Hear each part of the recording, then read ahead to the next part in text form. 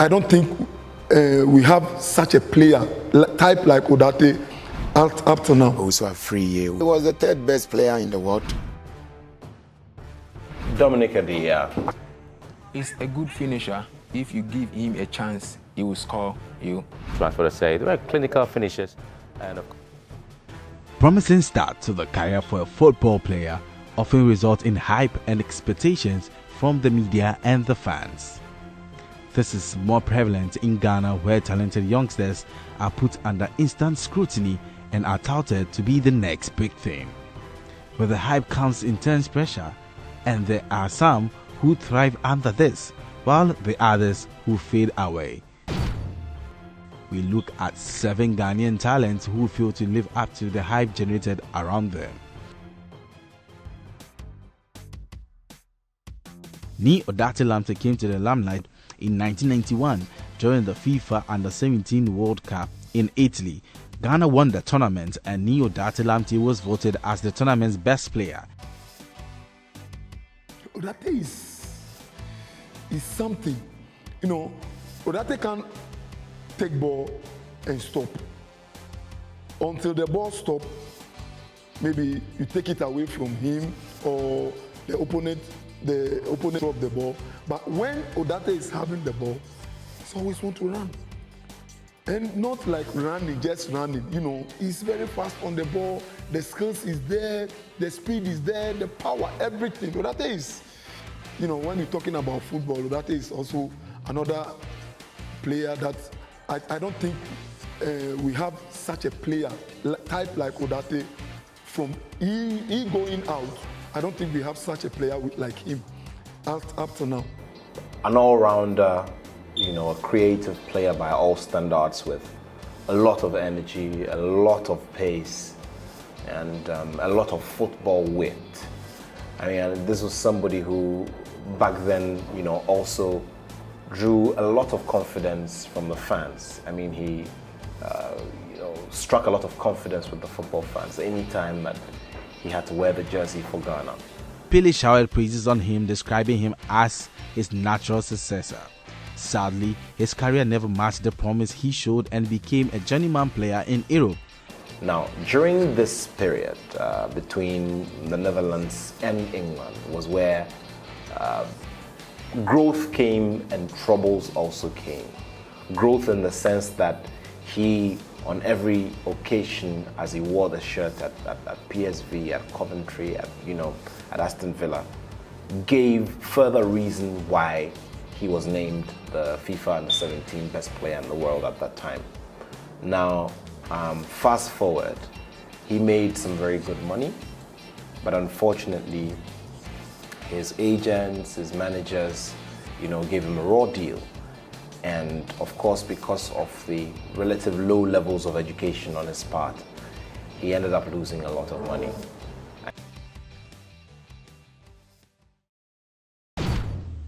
Awudu Issaka, nicknamed the Disco Dancer, in 1995, soon after helping Ghana to win the Under-17 World Youth Championship, Issaka signed a contract at Belgium club RSC Anderlecht, where he mainly played for their youth team. He later joined OWUSU after helping Ghana to finish 4th position at FIFA Under-20 Youth Championship in 1997 in Malaysia. However, Issaka couldn't reach the heights which he should have with his prodigious talent. Issaka got national media attention as a schoolboy and was hailed as the next big hope for the national team. While he will point to talent, it is undeniable that a combination of injuries and bad luck has meant that the talented player hasn't been able to meet the expectations of the media and fans.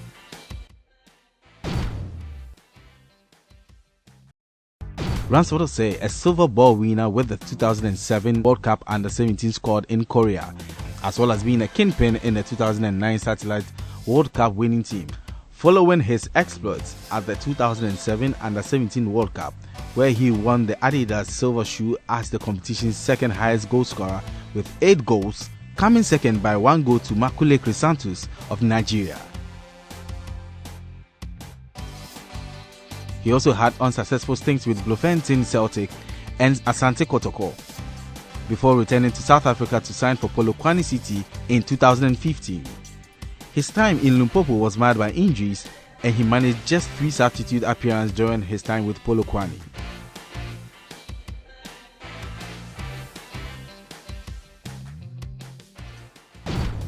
OWUSU AFRIYIE. OWUSU AFRIYIE, nicknamed Beye, caught everyone's attention during the 1997 Under-17 World Cup in Egypt.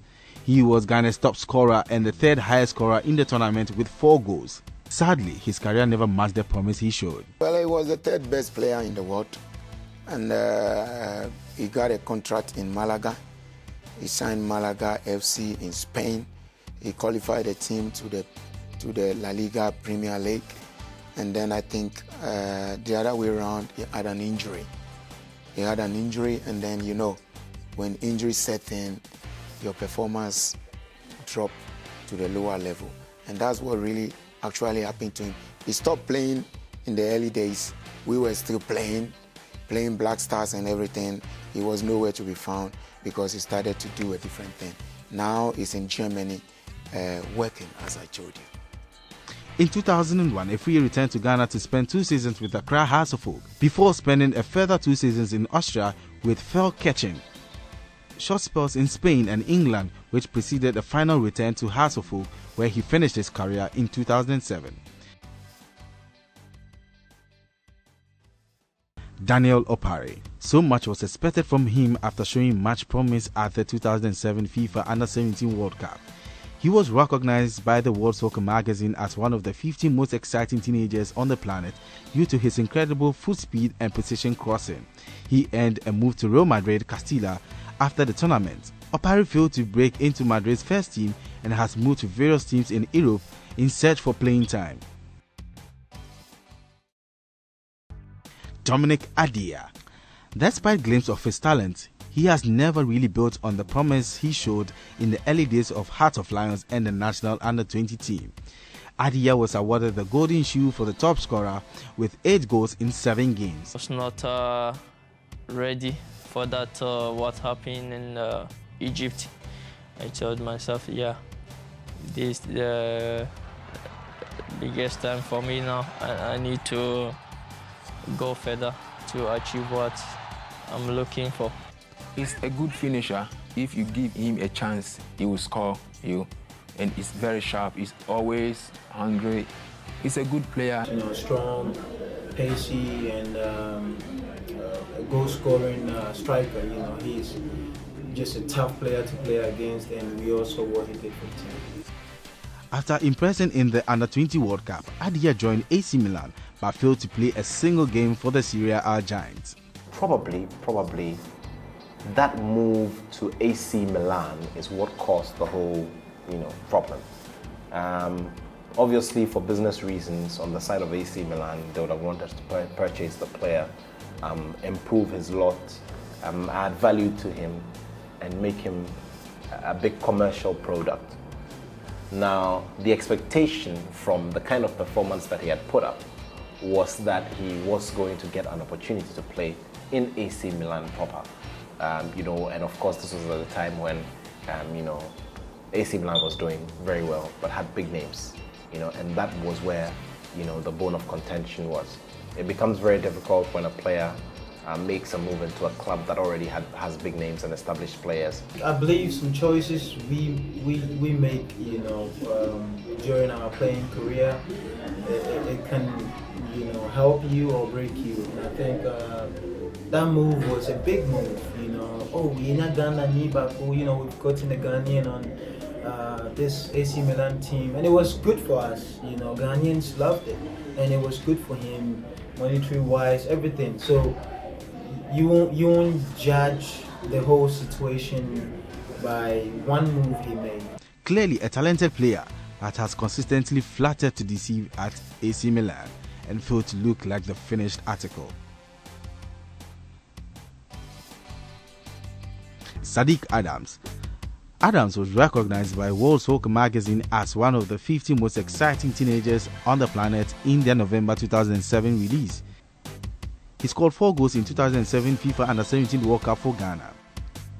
Adams signed a pre-contract for Atletico Madrid and trained with the reserve side since FIFA allowed no international transfer to happen for players under 18. He, however, joined Atletico Madrid B and played for the side from 2008 to 2009. In May 2009, Adams was banned by FIFA for 4 months and fined $120,000 for abandoning a contract he had with Etoile du Sahel to move to Atletico Madrid. Adams' career has not blossomed as many expected. Emmanuel Bentil. Bentil captained Ghana team that won the 1995 FIFA Under-17 World Championship, scoring what turned out to be the winning goal in the 3-2 victory over Brazil in the final. He subsequently signed for German giants Bayern Munich. With Ghanaians were expecting a lot from him, however, he never made a first-team appearance for the side in 3 years.